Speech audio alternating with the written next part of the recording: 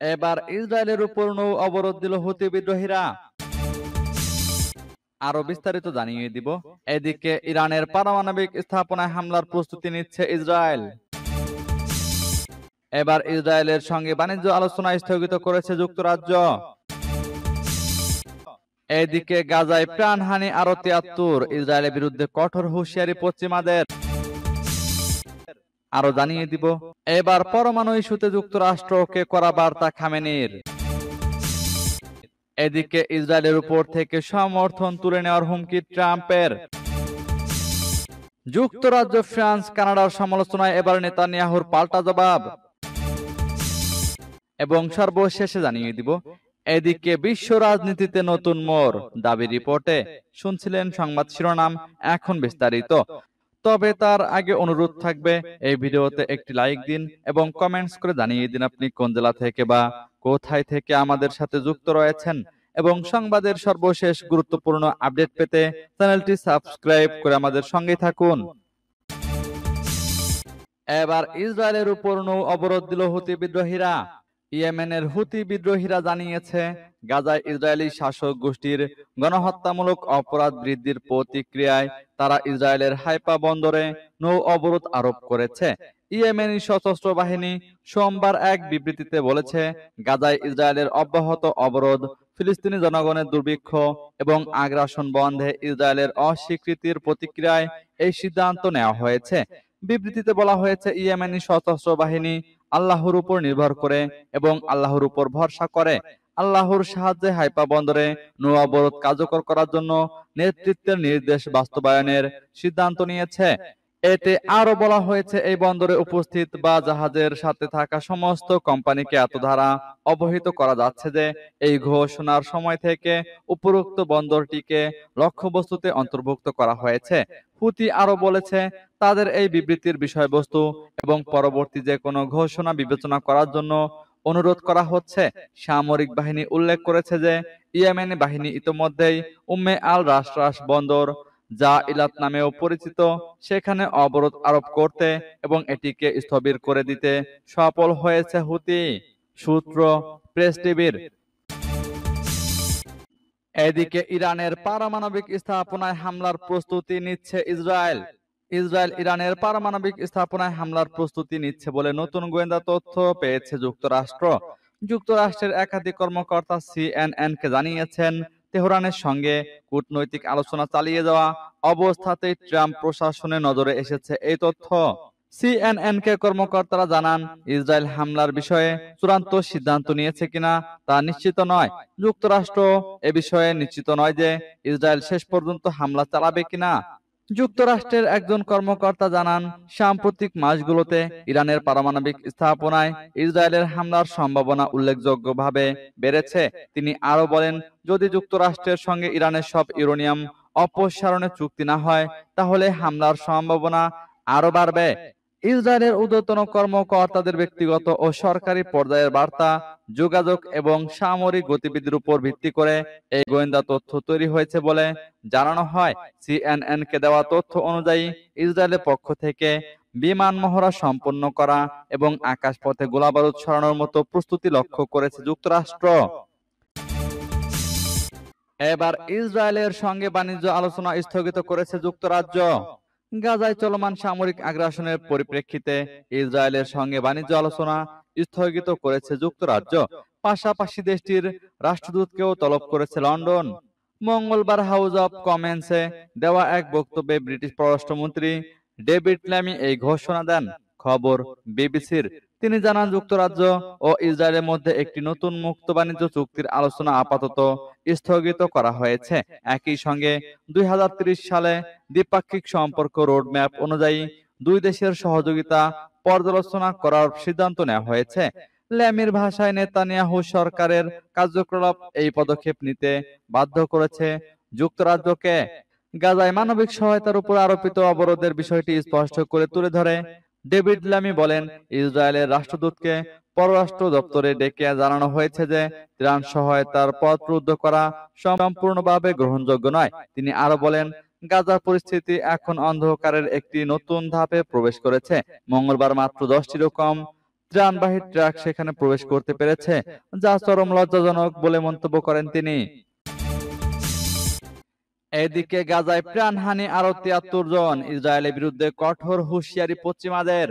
গাজা উপত্যকায় নতুন সামরিক অভিযান ও মানবিক সহায়তা বন্ধের জেরে ইসরায়েলের বিরুদ্ধে কঠোর পদক্ষেপ নেওয়ার হুঁশিয়ারি দিয়েছে যুক্তরাজ্য, ফ্রান্স ও কানাডা। সোমবার এক যৌথ বিবৃতিতে এ হুঁশিয়ারি দেন যুক্তরাজ্যের প্রধানমন্ত্রী কিয়ার স্টারমার, ফ্রান্সের প্রেসিডেন্ট ইমানুয়েল ম্যাক্রো ও কানাডার প্রধানমন্ত্রী মার্ক কার্নি। বিবৃতিতে তিন নেতা বলেন, আমরা ইসরায়েলের সামরিক অভিযান সম্প্রসারণের বিরোধিতা করছি ও এর তীব্র নিন্দা জানাচ্ছি। সেই সঙ্গে গাজায় মানবিক বিপর্যয়ের মাত্রা সহ্য সীমার বাইরে চলে গেছে। পাশাপাশি তারা পশ্চিম তীরে অবৈধ ইহুদি বসতি সম্প্রসারণ ও ফিলিস্তিনিদের জোরপূর্বক বাস্তুচ্যুতি সম্পর্কেও উদ্বেগ প্রকাশ করেছেন।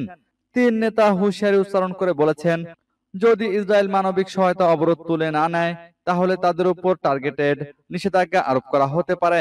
এ নিয়ে যুক্তরাজ্যে ফিলিস্তিনের রাষ্ট্রদূত হুসাম জুমলট আল জাজিরাকে বলেন, এই তিন দেশের করা সবচেয়ে গুরুত্বপূর্ণ কাজ হবে ইসরায়েলের উপর পুরোপুরি অস্ত্র নিষেধাজ্ঞা আরোপ করা। তিনি বলেন, যুক্তরাজ্য কিছু অস্ত্র রপ্তানি স্থগিত করলেও তা যথেষ্ট নয়, একে সম্পূর্ণ ও ব্যাপক নিষেধাজ্ঞা হতে হবে। এবার পরমাণু ইস্যুতে যুক্তরাষ্ট্রকে করা বার্তা খামেনির। ইরানের পরমাণু কর্মসূচি ইস্যুতে যুক্তরাষ্ট্রের সঙ্গে চলমান পরোক্ষ আলোচনার ফলাফল নিয়ে গভীর সংশয় প্রকাশ করেছেন দেশটির সর্বোচ্চ নেতা আয়াতুল্লাহ আলী খামেনি। একই সঙ্গে তিনি যুক্তরাষ্ট্রকে কড়া বার্তা দিয়ে বলেছেন, আমাদের কোনো ইস্যুতে আমরা অন্যের অনুমতির জন্য অপেক্ষা করি না। সোমবার সাবেক প্রেসিডেন্ট ইব্রাহিম রাইসির প্রথম শাহাদাত বার্ষিকী উপলক্ষে তেহরানে আয়োজিত এক অনুষ্ঠানে তিনি এ মন্তব্য করেন। এ পর্যন্ত ৪ দফা আলোচনা হয়েছে উভয় পক্ষে। এ প্রসঙ্গে সর্বোচ্চ নেতা বলেন, যুক্তরাষ্ট্রের পক্ষ থেকে বলা হচ্ছে, আমরা ইরানকে ইউরেনিয়াম সমৃদ্ধ করতে দেব না। এটি একটি বেহুদা কথা। ইরানের নিজস্ব নীতি ও পথ আছে এবং ইরান তা স্বাধীনভাবেই অনুসরণ করে যাবে। ইরান কারো অনুমতির অপেক্ষায় নেই। আমরা আমাদের রাস্তা নিজেরাই ঠিক করি, যোগ করেন তিনি। খামেনি স্পষ্টভাবে জানান, আমরা মনে করি না যে যুক্তরাষ্ট্রের সঙ্গে আলোচনা থেকে কোনো বাস্তব ফল আসবে। কি হবে তা আমরা জানি না, তবে বিশ্বাস করি না যে এতে কিছু অর্জিত হবে। যুক্তরাষ্ট্রের আসল উদ্দেশ্য প্রসঙ্গে তিনি বলেন, যথাসময়ে আমি জনগণকে ব্যাখ্যা করব কেন যুক্তরাষ্ট্র ও তার মিত্ররা এত জোর দিয়ে ইউরেনিয়াম সমৃদ্ধকরণ বন্ধ করতে চায়। আমি পরিষ্কারভাবে জানাবো তাদের আসল উদ্দেশ্য কি। এদিকে ইসরায়েলের উপর থেকে সমর্থন তুলে নেওয়ার হুমকি ট্রাম্পের। গাজা উপত্যকার সম্পূর্ণ নিয়ন্ত্রণ নেওয়ার লক্ষ্যে সেখানে অভিযান জোরদার করেছে ইসরায়েল। দুর্ভিক্ষের দ্বার প্রান্তে দাঁড়িয়ে থাকা ফিলিস্তিনি ভূখণ্ডে এই অভিযানের জেরে যুক্তরাষ্ট্র সহ ঘনিষ্ঠ মিত্ররা ইসরায়েলের উপর থেকে তাদের সমর্থন প্রত্যাহার করে নেওয়ার হুমকি দিচ্ছে বলে আভাস পাওয়া যাচ্ছে। প্রতিবেদনে বলা হয়েছে, গাজায় যুদ্ধ শেষ করতে ব্যর্থ হলে ইসরায়েলের প্রতি মার্কিন সমর্থন প্রত্যাহারের হুমকি দিয়েছে ট্রাম্প প্রশাসন। এই সতর্কবার্তা ইসরায়েলের প্রধানমন্ত্রী বেনিয়ামিন নেতানিয়াহুর সরকারকে দেওয়া হয়েছে।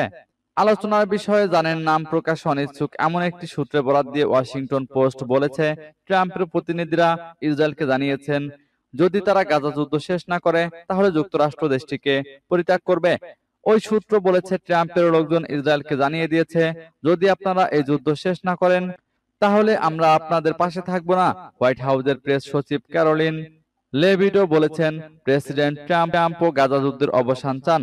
গত সপ্তাহে ইসরায়েলি বংশোদ্ভূত মার্কিন সেনা অ্যাডান আলেকজান্ডারকে মুক্তি দেওয়ার পর এ কথা বলেছিলেন প্রেস সচিব লেভিট।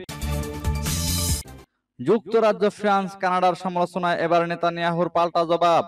গাজায় সামরিক অভিযানের বিরুদ্ধে কঠোর ভাষায় সমালোচনা করে যুক্তরাজ্য, ফ্রান্স ও কানাডা ইসরায়েলকে হুঁশিয়ারি দেওয়ার পর দেশটির প্রধানমন্ত্রী বেনিয়ামিন নেতানিয়াহু কড়া প্রতিক্রিয়া জানিয়েছেন। মঙ্গলবার এক প্রতিবেদনে এ খবর দিয়েছে দ্য গার্ডিয়ান। সোমবার এক যৌথ বিবৃতিতে ব্রিটিশ প্রধানমন্ত্রী কিয়ার স্টারমার, ফরাসি প্রেসিডেন্ট ইমানুয়েল ম্যাক্রো এবং কানাডার প্রধানমন্ত্রী মার্ক কার্নি গাজায় ইসরায়েলের তীব্র মাত্রার সামরিক অভিযান এবং মানবিক সহায়তা বন্ধ করার নিন্দা জানান। তারা বলেন, নেতানিয়াহু সরকার এসব কর্মকাণ্ড বন্ধ না করলে আমরা যৌথভাবে আরো কঠোর পদক্ষেপ নেব। এই বিবৃতির প্রতিক্রিয়ায় নেতানিয়াহু তার অফিস থেকে এক বিবৃতিতে বলেন, এই বিবৃতি হামাসের জন্য বড় ধরনের পুরস্কার এবং এটি ইসরায়েলের বিরুদ্ধে ৭ই অক্টোবরের গণহত্যামূলক হামলার পর হামাসকে আরো উৎসাহিত করবে। নেতানিয়াহু বলেন, যারা আমাদের আত্মরক্ষামূলক যুদ্ধ বন্ধ করতে বলছেন তারা আসলে হামাসের সীমান্তবর্তী সন্ত্রাসীদের রক্ষা করছেন এবং একটি ফিলিস্তিন রাষ্ট্রের দাবির মাধ্যমে ওই হামলার জন্য পুরস্কার দিচ্ছেন। তিনি আরো বলেন, সব ইউরোপীয় নেতার উচিত প্রেসিডেন্ট ট্রাম্পের মতো ইসরায়েলের পাশে দাঁড়ানো। নেতানিয়াহুর ভাষ্য, এই যুদ্ধ শেষ হতে পারে আজই যদি বাকি জিম্মিদের মুক্তি দেওয়া হয়, হামাস অস্ত্র ফেলে দেয়, তাদের নেতাদের নির্বাসনে পাঠানো হয় এবং গাজা নিরস্ত্রীকরণ হয়। কোন রাষ্ট্রই এর চেয়ে কম কিছু মেনে নিতে পারে না, আমরাও নয়। তিনি বলেন, এটি সভ্যতা বনাম বর্বরতা লড়াই। ইসরায়েল ন্যায়সঙ্গত উপায়ে আত্মরক্ষা অব্যাহত রাখবে যতক্ষণ না চূড়ান্ত বিজয় অর্জিত হয়। এদিকে বিশ্ব রাজনীতিতে নতুন মোড়, দাবি রিপোর্টে। মার্কিন সংবাদ মাধ্যম দ্য হিল ইসরায়েলের প্রধানমন্ত্রী বেনিয়ামিন নেতানিয়াহু সম্পর্কে আমেরিকার প্রেসিডেন্ট ডোনাল্ড ট্রাম্পের সাম্প্রতিক পরিবর্তিত অবস্থান বিশ্লেষণ করে একটি প্রতিবেদন প্রকাশ করেছে। প্রতিবেদনে বলা হয়েছে, নেতানিয়াহুকে এখন আর মার্কিন মিত্র হিসেবে দেখা হয় না। ট্রাম্প সম্প্রতি ইসরায়েল সফর এড়িয়ে পশ্চিম এশিয়ার সফরে দেশগুলোর দিকে মনোযোগ দেন।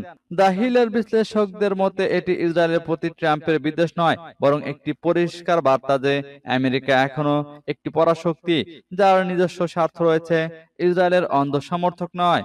প্রতিবেদনে বলা হয়, এই বার্তাটি স্পষ্ট, যুক্তরাষ্ট্র একটি পরাশক্তি ইসরায়েলের মতন কোন দেশকে নির্ভরতা বা অর্থনৈতিক সাহায্যের মাধ্যমে টেনে নিতে নয়, বরং নিজের কৌশলগত স্বার্থ রক্ষা করায় তার প্রাধান্য।